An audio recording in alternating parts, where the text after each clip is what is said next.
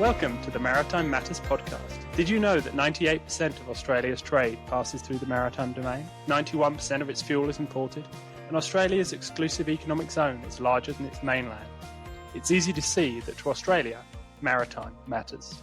Maritime Matters is the podcast where we break down what the week's events mean for Australia's maritime security and the wider Indo-Pacific. Hello, welcome to the Maritime Matters podcast. My name's Richard Dunley and I'm joined by my co-host Jennifer Parker. We're recording on Tuesday the 29th of July, so as ever, if anything massive happens in the next day or so, that's why we don't cover it. Maritime Matters is the podcast where we unpack the developments that have been shaping maritime security, maritime affairs and maritime capability in the Indo-Pacific and beyond. So let's dive in. Hi Jen, what have you been up to? What's been keeping you busy over the past week or so? Hey Richard. Well, it's actually been nearly 2 weeks. I think we're getting into a comfortable 2-week battle rhythm. And we probably should mention that we are, so I guess we're recording this in the midst of Talisman Sabre, which we'll talk about in a bit. We're recording this just after the clashes between Thailand and Cambodia ceasefire has just been announced. We're recording this in the midst of the US AUKUS review, so there is lots happening in the maritime that certainly kept me busy with a lot of media. But I have had a week off as well. I was in WA, drove past Henderson. Just I think as Scott Morrison was saying that he thought Henderson should become a joint US naval base, which is funny until the point that it gains traction in the US and we get pressured on that, then it becomes unfunny. I also whilst I was on leave, much to my wife's delight, I also did a podcast with ABC Nightlife talking about submarines. So I got to do that with Andy Keogh, who now is the Managing Director of Sabre Australia, but has commanded 2 submarines in the Royal Australian Navy. And so we had an anti-submarine warfare officer and a submariner talking about how you find submarines and how you operate submarines. So I'll put a link to the show notes, but I think it was a fairly interesting podcast. It forced me to research some of my history. Did you know, in fact, this is not our did you know, that the first real submarine, now there's a lot of debate about what is a real submarine and when they say this is probably a submersible, but actually 1690, trialled in the Thames in front of one of the kings, whoever was the king at the time. It was a rowboat with a leather cover over it. They sunk it. It was people propelled and then it came back up. They did it 4 times. So anyway, there you go. Evolution of submarines. There's much more to it than that. But look, that's been me. In terms of writing, look, I've had one piece out in the Financial Review whilst I was on holidays, not good at being on holidays, talking about AUKUS again. And this was in response to, look, there's a lot happening with AUKUS and we'll get into it. But a former Secretary of DFAT, Peter Varghese, coming out and talking about, the US-Australia alliance strategy issues broadly. But in his piece, he did talk about the fact that he wouldn't be too upset if AUKUS was cancelled by the US. So I kind of put out a little bit of counter to that we'll put in the show notes. What have you been up to, Richard? I've been nothing like as productive as you've been, at least not in terms of actually engaging with the public and talking about these kind of things. But we ought to get cracking and start talking about regional developments. And you've already mentioned Talisman Sabre. It is the big story, I guess, of what's been happening over the past couple of weeks. So do you want to dive in? Look, I think, there's been lots happening. It's actually quite difficult to kind of keep track on what the key evolutions are in this Talisman Sabre, who's participating. And I've got to say, I never really loved Talisman Sabre as an exercise when I was doing it. I always thought it was a little bit overrated. But it has fundamentally changed from the Talisman Sabre that I knew. And the last time I did a Talisman Sabre was probably 2017, 2018. We talked in our last podcast about the size of it. So I've heard different numbers quoted. Sometimes people say 30 or 35,000 or 40,000. It seems to grow as the evolution grows. 19 countries. But either way, the scale of it is huge. 3 weeks.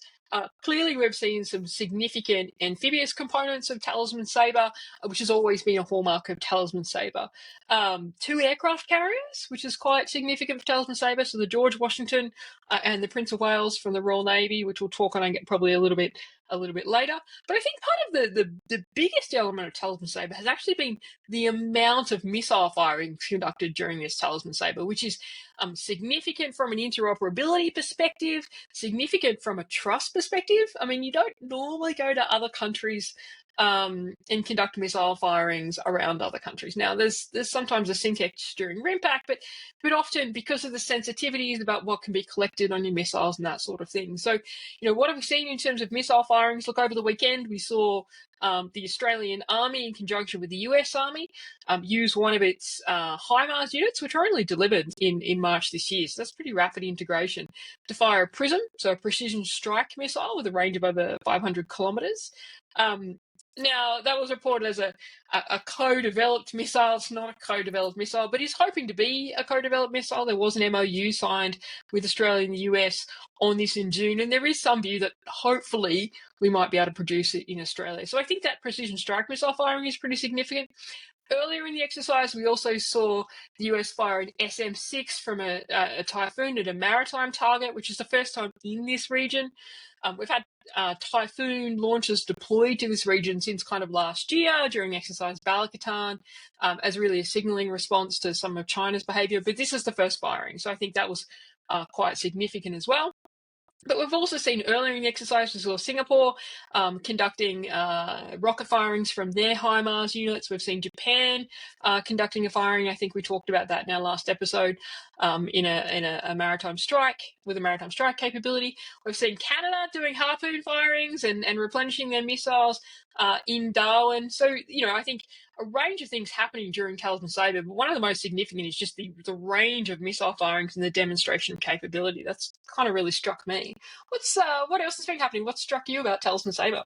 Yeah, I'm kind of building on what you were talking about there, and on some stuff that we talked about last time. I think one of the big things is the range of missile firings, but also the focus on land-based maritime strike missiles. And this is something that we've seen and we've talked about a little bit before, but it really is coming through now. PRISM is going to have, I'm not sure if they're actually delivered yet, but there is going to be a maritime version of PRISM. Obviously, the Typhoon, or Typhoon, never quite sure which, Who knows? is in part at least a maritime strike, and this was a strike against a maritime target using an SM-6. The Japanese, again, with their Type 12 launcher. So it really is a kind of a very significant shift in the types of capabilities that are being used, and I think there's some really interesting stuff there in terms of wider kind of impact on the maritime domain. We've also seen some interesting stuff in terms of port visits and kind of wider engagement. So the Prince of Wales was in Darwin, and there was quite a lot made of this. I think it's the first time a British carrier has been in Australia since 1997.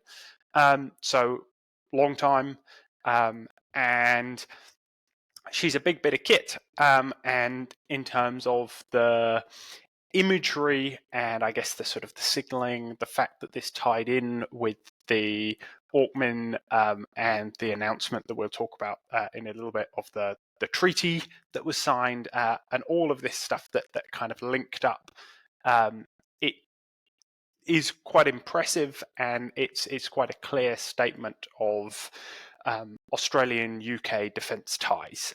So I thought that was obviously interesting. And the other one that really did catch one's eye was the visit of the USS Ohio into Brisbane.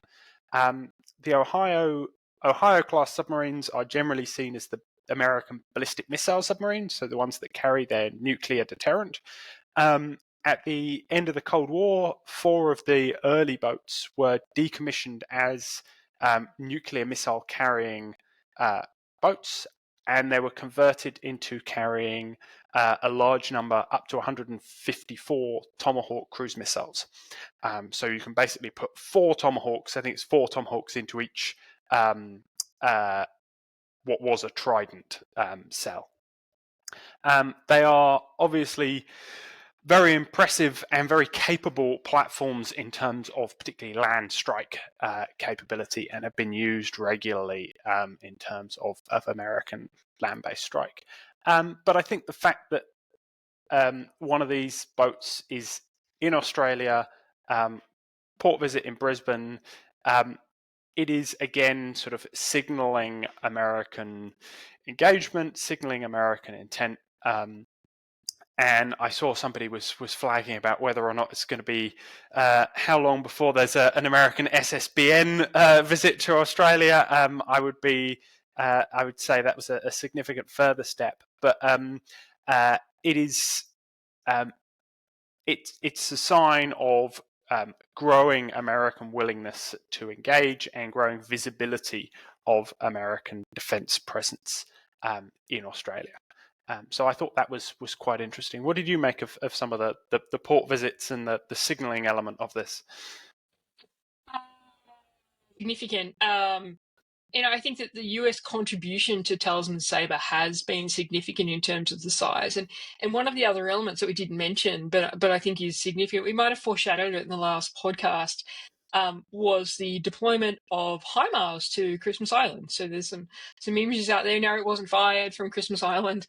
And there was like a little byline in the announcement saying this was cleared by customs. But it was a US...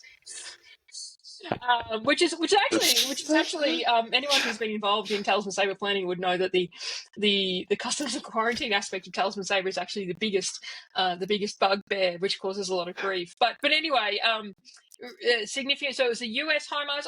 Look, I'm not sure exactly how many HIMARS units Australia has at the moment. We had 2 delivered in March. We're meant to be getting 42. I suspect we probably only have the 2 right now, but that's not entirely clear in the public domain. But this was a US HIMARS unit with Australian Army personnel, overseen by a Navy Commodore, deployed to Christmas Island, rapidly deployed to Christmas Island in a Canadian C-17, in a Canadian C-17. So it's, quite a powerful image. And then allegedly, at least, rapidly removed so it couldn't be counter-targeted. Now, I think that bit is probably... that's an eyebrow-raising comment, but I think this is significant. So think of all the countries involved in that, the rapid deployment to Christmas Island. So that also caught my eye. And I've got to say, as much as when you see press releases about exercises, you always kind of roll your eyes about what they say about their achievements. But this Talisman Sabre is by far above and beyond any other previous Talisman Sabre. And I would say probably one of the most complex multilateral exercises that is conducted in the region. In terms of high-end warfighting, it is another step change on things like RIMPAC. RIMPAC, of course, is a much larger exercise, but actually, certainly my experience of it isn't a high degree of high-end warfighting, but this Talisman Sabre certainly seems to be. So I'm impressed. Tick if you're a Talisman Sabre planner and it's been really hard almost to keep track of everything that's going on, right? I mean, even one of the other things that I think has been quite notable is that, yes, there's obviously a very large American presence, and there's sort of Australian, American, and then others. But there's also been some more Australian bilateral stuff with other partners from the region. There was an amphibious exercise with South Korea, and so you're just seeing the full kind of gamut of things taking place, but more, I guess, high-end and more capable elements and components taking place not only with the Americans. There obviously is this huge American presence, but also a lot of stuff with other partners from the region as well. So it does seem to be a real step on and hugely complicated. Trying to piece it all together. It does. I was trying to get a list of all of the participants in terms of units, but I couldn't find one. The one thing I would note, and really is just a passing comment, certainly in the press releases and the conduct, the Royal Australian Navy seems to feature a lot less in this Talisman Sabre than in previous. It looks like Sydney has participated in half of it, but it's beyond Sydney's participation half. I mean, there must be some more participation. It's not entirely clear, and that might be just a byproduct of the state of the fleet at the moment, which we'll talk about a bit later when we talk about the good news that HMAS Parramatta is back in the water. One other thing which I think is definitely worth flagging in terms of things that have been happening in the region, and that is, and I have no idea quite how you're supposed to pronounce this, but Operation Nasse, I'm going to go with, which was has recently wrapped up. It was an operation to combat IUU fishing in the Pacific. It was driven largely, I guess, the coordination center was hosted by the US Coast Guard. It was sort of supported by Australia, France, New Zealand, and the United States, but working alongside a set of Pacific Island partners, including Tonga, Fiji, and the Solomon Islands. And it's covered a huge area and across quite a wide period of time, and has resulted in a number of interceptions and boardings, and I guess a significant presence in terms of the response to IUU fishing, and a step up in terms of international support for regional partners and kind of international cooperation across what is obviously a hugely challenging problem to try and counter, because of the kind of the transitory nature of it, because of the lack of visibility, because of the lack of resources of a lot of those involved. So really interesting little exercise to see, operation to see that taking place, and something that I guess doesn't normally get a huge amount of attention. It doesn't, and I mean, I was quite interested in this. Two reasons. One, look, certainly, I'm hearing some commentary about, there was a huge push for US Coast Guard presence in the Pacific in the last couple of years. I'm hearing some commentary that that's kind of reduced, but certainly we're still seeing these activities. So how much of that is true? How much of that is not? It's kind of hard to tell in the public domain. But the other point that I thought was really interesting is the Australian participation. So the Australian participation in this was not a Royal Australian Navy or an Australian Border Force vessel. It was actually a New South Wales Police Force vessel, which made me do a little bit of a deep dive into New South Wales Police Force maritime capability, which is not that great. But I mean, they referred to it as an OPV, an offshore patrol vessel, OPV Nemesis, which they have one of. It was commissioned nearly 20 years ago. In fact, earlier this year, I did deep dive this. You can tell the New South Wales government actually announced that they're going to, they've allocated funds to replace the OPV. It was built in Henderson. Not an OPV as we know an OPV. I mean, when we talk about the OPVs, we're talking about things like the Arafura class, which is about 1,600 tons. The Nemesis vessel is about 100 tons, which is kind of the fifth of the size of an Australian Navy patrol boat. But I thought that was interesting, that the New South Wales police force is actually out in the Pacific, working on illegal fishing with some of the Pacific Islanders, because yes, the states do have responsibility for some elements of the maritime domain. New South Wales Police Force, it says, out to the end of the exclusive economic zone on the New South Wales coast. That's actually not entirely true, but we don't talk about it very much. So I thought that was an interesting tidbit as well. I absolutely picked up on the same tidbit, and it made me think about the wonders of the Australian Civil Maritime Strategy and GAMSA, and all of the incredibly complicated arrangements for kind of jurisdiction and stakeholders in Australian civil maritime relations and civil maritime security. So yes, absolutely an interesting one and an interesting element within that.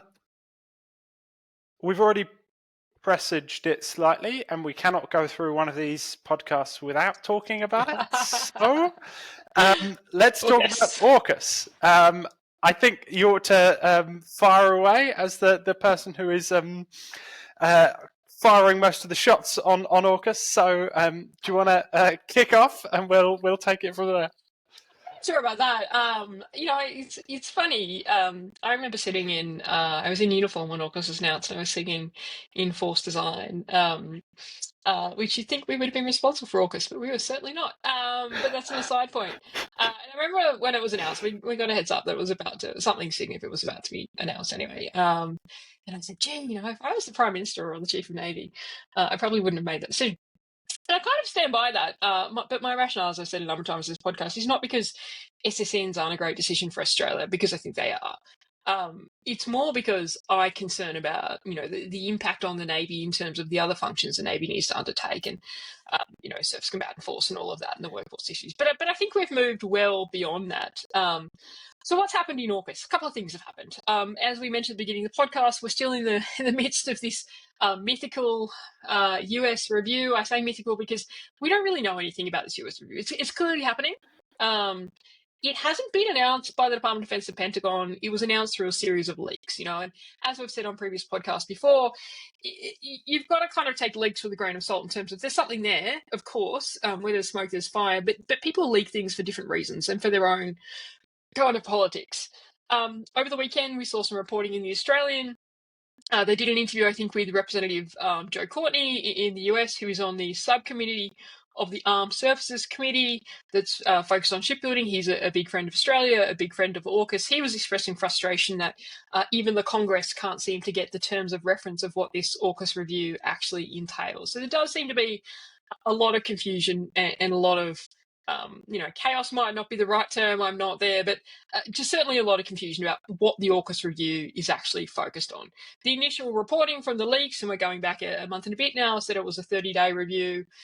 It's clearly not a 30-day review. It's clearly still ongoing. And it's not clear that we'll even know when the review is finished or what the outcome necessarily is.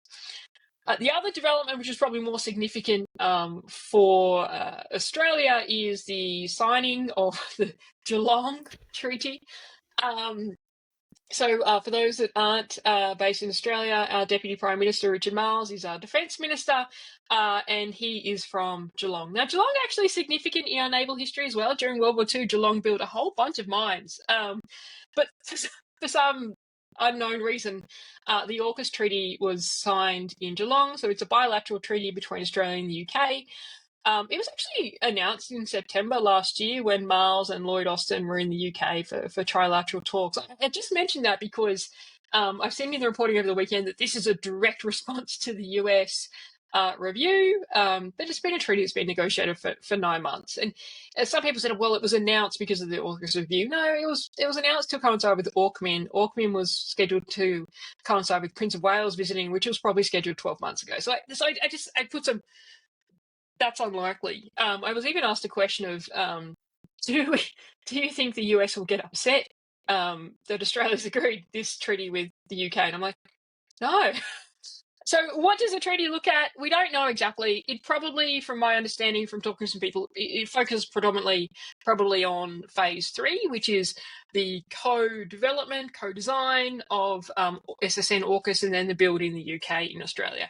And then some elements of phase 1 in terms of, certainly under phase 1 at the moment, at least on paper, there's meant to be an astute class rotating out here from 2027. The reason I say at least on paper is the UK just doesn't have a lot of submarines. So that's going to be a challenge for them. But it deals with a lot of the workforce issues and things like that.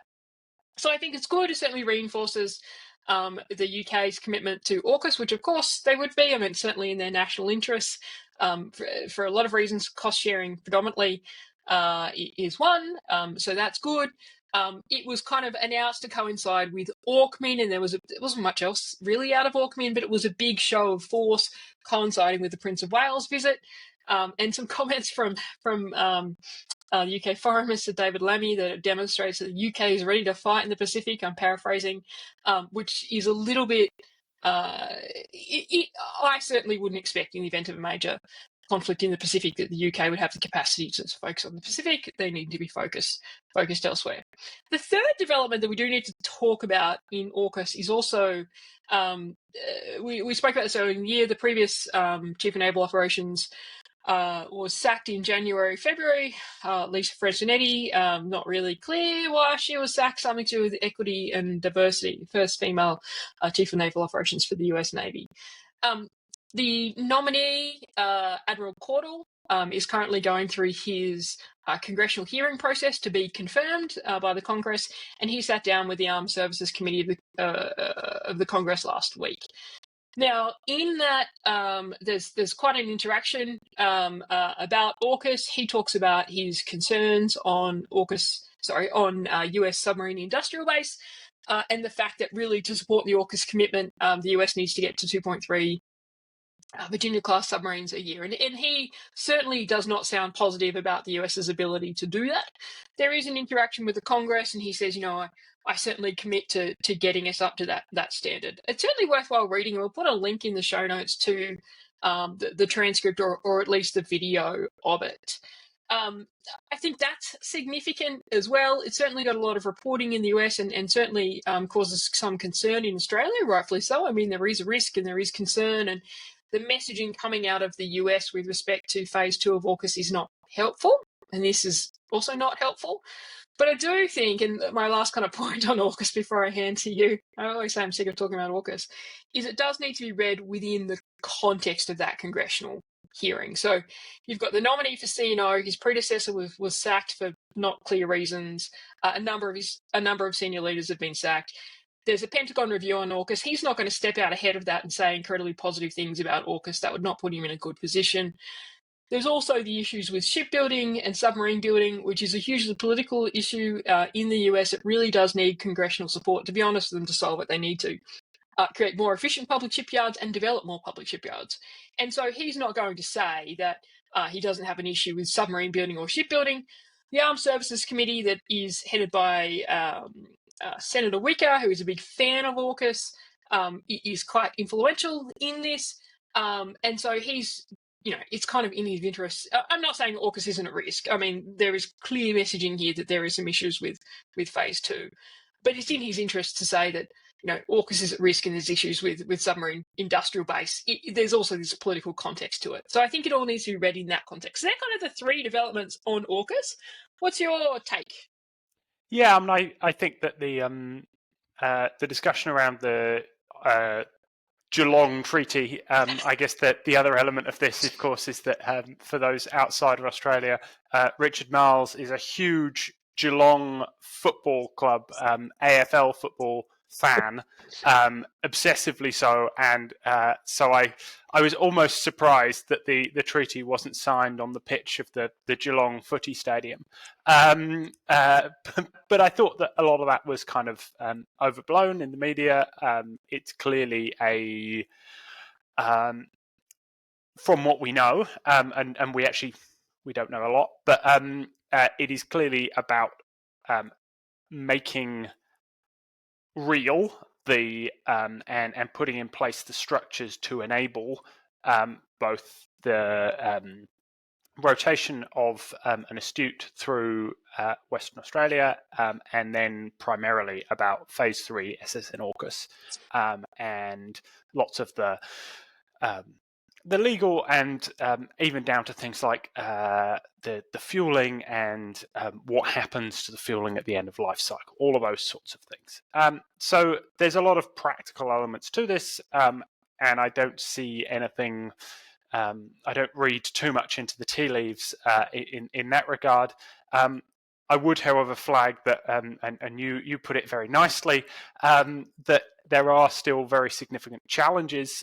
So I think in some ways this is a really good thing in terms of the UK AUKUS relationship or engagement with AUKUS. But I still think that there are some huge challenges. You've only got to look at some of the recent commentary and stories coming out of the Royal Navy to understand those challenges. There's reporting that currently the UK does not have a single SSN available, let alone one available to be able to be deployed to Western Australia or the Indo-Pacific more generally. There are massive issues in terms of funding and maintenance cuts and availability across a whole range of different platforms.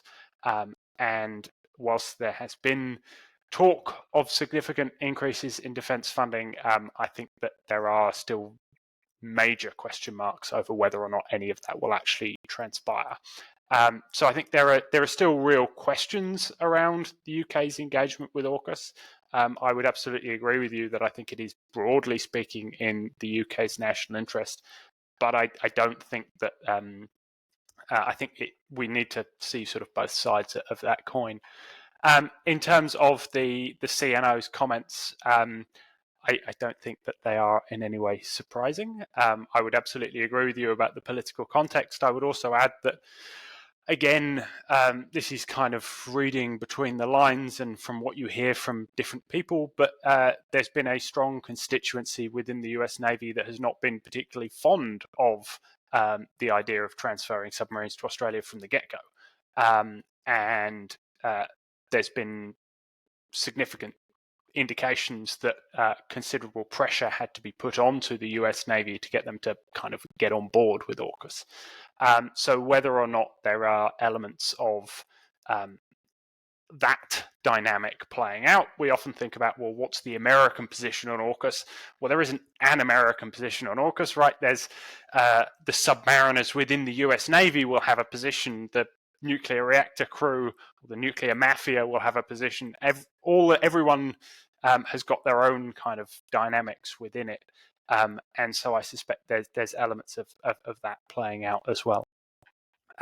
So I don't think there's actually been, as ever, a huge amount of change, but I think that we're seeing elements of the concern being played out more openly. I guess maybe the American AUKUS review has given cover for people to perhaps be a little bit more open in their questioning of AUKUS than perhaps they might otherwise have been. Anyway, I think we've probably talked enough about AUKUS. Or do you want to jump back in? Well, I'll just make two. Go for it. I mean, I agree with you. I guess, as kind of said initially when the optimal pathway was announced in 2023. I mean, what you do know about that plan is nothing will go exactly to that plan, right? And there will be changes. Some of those changes might be fundamental. And I do think, though, and this kind of gets to the heart of the piece that I put in the Fin review, that if we can get through this, and I don't think anything's actually, I mean, the submarine industrial base issues existed when the optimal pathway was announced. The things changed in Washington is who holds sway over some of the politics of it. But if we can get through this, then actually what you have is, between the three partners, a strengthened submarine industrial base by getting to phase 3 of AUKUS. But it's even once we get through the US review and the next bit, it will be a bumpy ride until we get to that point. I just think that Australia could be a little bit more stoic on some of the reporting around it to just ease the anxiety. That's not our tradition, but it would be helpful. Come on, it'd do you out of a job, right? You wouldn't be on the media every 5 minutes if there wasn't hair pulling and dreadful stories. So that's true. I'd be happy to make that sacrifice for a stable discussion on Australian defence capability. But anyway, all right, we do need to move on. What's next? What else are we going to talk about? So I guess very quickly, in terms of AUKUS Pillar 2, there's been some bits and pieces that have come out of, or sort of part of, I guess, Talisman Sabre, that fit into the AUKUS Pillar 2 umbrella. In particular, and I'm going to put this in just to annoy you, there's been another element or iteration or something of Maritime Big play, which is the kind of I guess testing and operationalization of uncrewed vessels, both uncrewed surface and uncrewed underwater vessels, and the development of joint C2 systems or integrated or C2 systems that can at least communicate with each other between Australia, the United Kingdom, and the United States. And Japan has also been a sort of party to this and was an observer as part of this Maritime Big play. I think they were an observer at one of the previous ones. They were an Autonomous Warrior last year. Yeah. Yes, yeah. And they were also testing out some of their... they've been working for a little while now on underwater acoustic communications, and they've been doing some quite exciting stuff, and they were testing out some of that as part of this. But I just had to get in the Maritime Big play just to annoy Jen. What else has been going on, Jen? Well, it annoys me because he's the worst name for an exercise in the world, and I said that on national TV last year, and a clip of that was sent to the person who came up with that name, whom I know personally. I stand by the comment. It is the worst name for an exercise in the world, with certain innuendos that is not appropriate for some of our audience, so we won't go into that. I love that we're communicating about this because there's not, there's a dearth of information about what's happening under AUKUS Pillar 2. But I've got to say, and no offense if you wrote the press release, it doesn't actually make any sense. Like when you read the press release, you're like, what did they do? They did something. What they actually did also seems to confuse remote control with autonomy. Isn't clear. So something happened on AUKUS Pillar 2 relating to UUVs and passing control. Japan observed what that something was, not clear, and that's quite a long press release. But anyway, other things happening. Indonesia. So look, we've talked a bit about this, and probably in one of our episodes, we probably need to do a bit of a deep dive because it's really not clear what's happening with Indonesia's naval modernisation. And we mentioned in a previous podcast that one of the biggest constraints on Indonesia in terms of modernisation of capability is their defence spending, which sits roughly around 1%, a little bit less of GDP. And a large swathe of that actually still goes towards land capability. And then also a lot of it is kind of spread because they have a strategy of acquiring different bits from a range of different countries.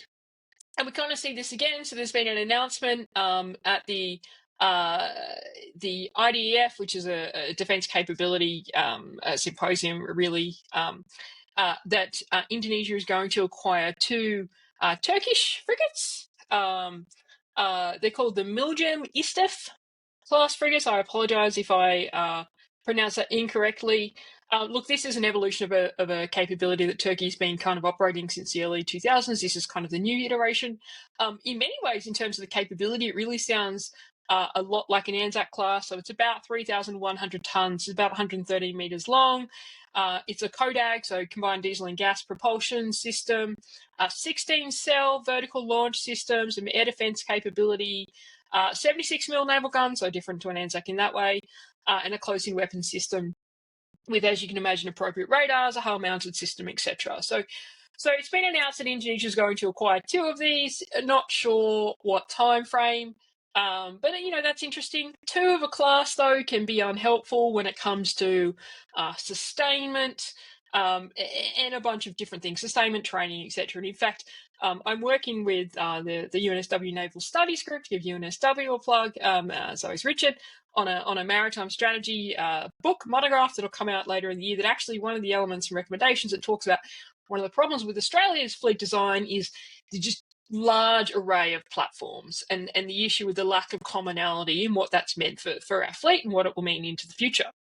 Also, is this a development? I don't know, but on the theme of Indonesian naval modernisation, Naval Group have put out a release saying that the contract between Naval Group and Indonesia for Indonesia to acquire 2, so again 2 of a class, Scorpene submarines, has come into force in the last couple of weeks. So this was signed in mid-July. They're going to be built and commissioned in Indonesia, which is interesting.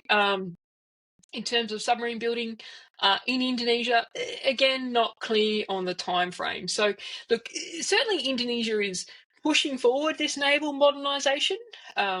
There's a bunch of other things that we've spoken about before. We talked about the potential Indonesian bid for the retired or decommissioned Italian aircraft carrier to turn that into a drone carrier.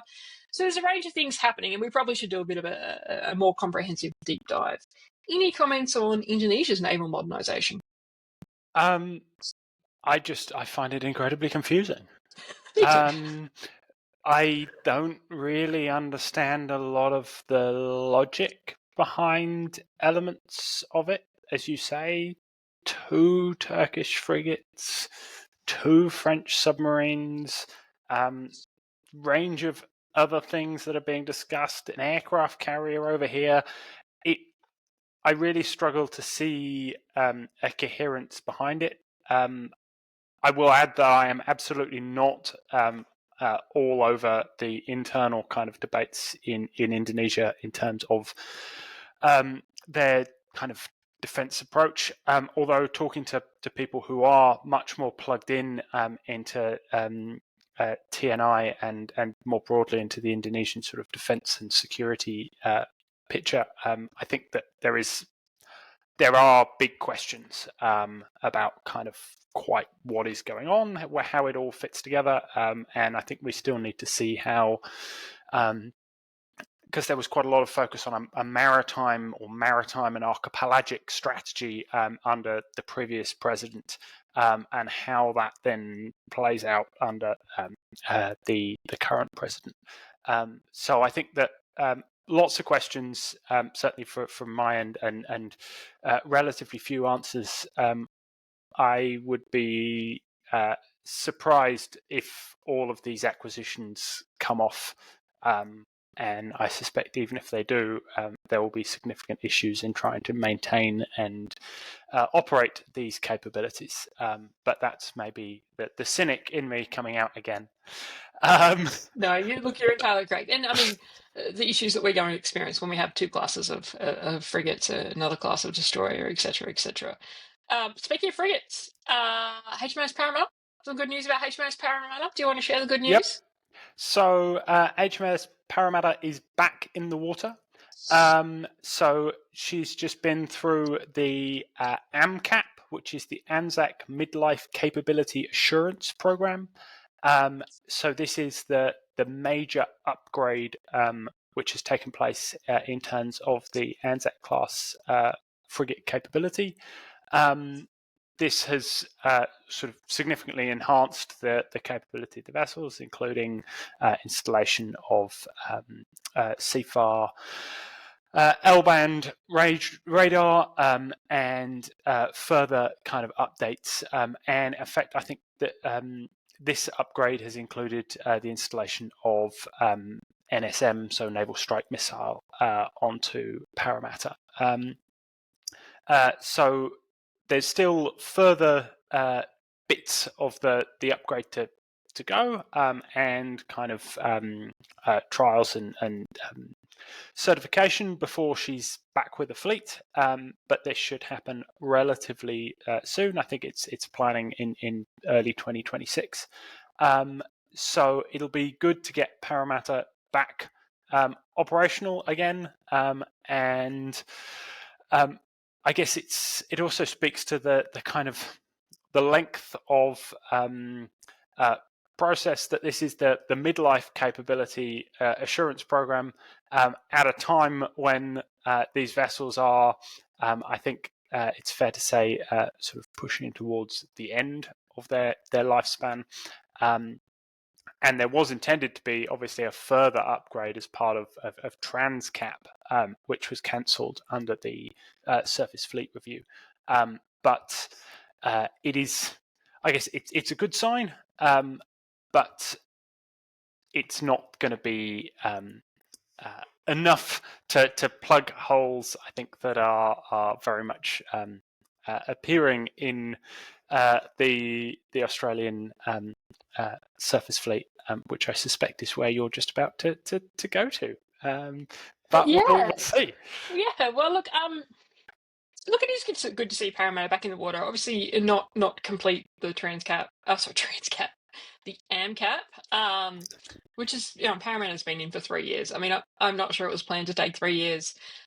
Look, this has been an interesting process. Certainly, lots of good upgrades, but I think there's kind of been forced into this delayed process in a way. I mean, ANZAC went through the AMCAP in 2020. I found a figure somewhere for how much the AMCAP is estimated to cost. It was look, I might be wrong, and if you work on the AMCAP and I get it wrong, certainly the original budget that I saw was 200 million per ship. That's clearly blown out. ANZAC was upgraded in 2020, and then ANZAC was decommissioned in 2024. So look, I think there is this issue. We've talked about it in terms of this future planning of the fleet. It's been going on for a long time. A lot of it comes to do with really delayed government decisions, which have gotten us into this position. It looks like Parramatta will actually come back online just as we're preparing for a run to decommission. You mentioned the Transcap, which was going to be a further upgrade. Interestingly, the Surface Combatant Fleet Review actually recommended that Transcap went ahead, but the government said, no, it's not worth the money because of the age of frigates. And I've got to say, without being across the details of any of that, it probably feels like a good call, to be honest. In terms of the surface fleet, look, we are in a big bind. And I mentioned, that it did seem to be, from all the reporting about Talisman Sabre, that there didn't seem to be a huge Royal Australian Navy asset contribution. I'm sure there was a huge people contribution. Now, happy to be corrected on that point, but there just weren't a lot of Royal Australian Navy ships featured in it in the same way that there normally is featured in the press reporting. Sydney was featured. I think Choules was featured. There must have been at least another frigate out there. And this just really shows there's the stress on the fleet. Now, how do we solve the stress on the fleet? So the government solution is the general purpose frigate. Which is still in its down select to 2. There are rumours abounding in Canberra that the decision is going to be made in the next week or so, and potentially announced straight after that. But who knows what might actually happen there? And to be honest, who knows what the decision is going to be? I don't think, I actually don't think in the public domain it's actually clear what either of the bids actually entail. Which makes it really hard to kind of provide any assessment on that. But that's meant to be discussed. And of course, all of this comes in the background of not only the service combatant pressure and challenges, but we talked about in the last podcast the ANAO audit on the LHDs that have questionable operational availability based on the ANAO audit. Certainly, I haven't seen any reporting, but it certainly sounds like that both of the tankers are still unavailable. Just based it on the fact that I suspect we would see some reporting if they were available. We're talking about the issues of the mine warfare fleet. There's one left. There's one hydrographic survey vessel left, and the list kind of goes on. And so we really, even when the general purpose frigate announcement is made, and if that is in a couple of weeks, great. There's still a wide range of issues in terms of the Royal Australian Navy's capability that, I'm just not sure will be addressed anytime soon. So it is a huge challenge. Well, that is a depressing note. I think on that depressing note, we ought news. Getting new ships. We ought to begin to draw this episode to a conclusion, because we've probably taken more than enough time, as ever. So I'll just flag that we talked about it the last podcast, but I just want to flag again that the Chief of Navy essay competition, which is being managed by the Australian Naval Institute, has been announced. We'll put a link in the show notes to the Australian Naval Institute's website. But there's 4 divisions. There's a good prize money. I mean, it's $2,000 per division. I think that's good prize money for what is effectively a 2,500 word essay. So there's an open division. Anyone can apply to that. There's an Australian Defence division that's aimed at just members of the Department of Defence. There's a Navy under 25 division. So if you're a young naval officer or sailor under 25, you really should be shooting for this. And there's an industry division. So look, certainly we see a lot of great essays come through that. So I'd encourage you to have a look. We do have a Did You Know. We will get called out for abandoning the Did You Know, but we are well past time. So we'll save the Did You Know for another time. We'll eventually one day get to our Did You Know about the ANZUS Treaty, which is often quoted and often misunderstood. Anyway, Richard, we probably should wrap things up. Now, I just want to say before we wrap things up that this sounds really corny, but everyone else does at the end of the podcast. I feel like we should do it. So, if you enjoyed today's episode, if you didn't, then just thanks for your time. Move on. You probably didn't make it to this point in the recording if you didn't like it. But if you do happen to like it, then please like, subscribe, share, etc. It does actually help us in terms of the production of the podcast. And great to see the episode getting a lot more likes and views. So I'll wrap it there and say thanks so much, Richard. Thanks a lot. As ever, remember, guys, maritime matters. That's so corny. All right, thanks, Richard. Cheers.